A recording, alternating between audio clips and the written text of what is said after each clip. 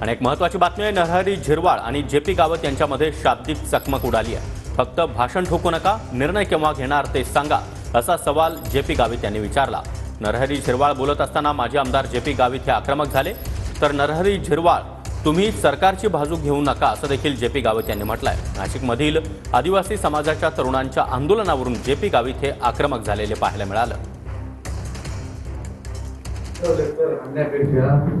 CM साहेबांकडे बसून म्हणजे दाखल काय होते तुम्हाला, पण वेळ विनाकारण जातोय आपण असं निर्णय द्यायला आलोय मुख्यमंत्री आणि मग आता मी पुढचं सांगतोय।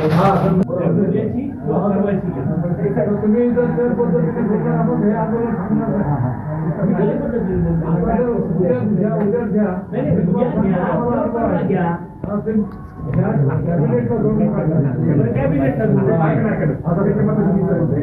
आपण मॅडम पर्यंत आपला मेसेज तुमच्यापर्यंत आमचा निवेदन आलेलं आहे। मी निवेदन द्यायला आलोय। तुम्ही निवेदन द्यायला नाही, तुम्ही सरकारचा एक भाग आहात, उपाध्यक्ष आहात, तुम्ही आमच्या बरोबर नका राहू। सरकारमध्ये आमच्यावर आमची ऍडिशनल जबाबदारी समाज म्हणून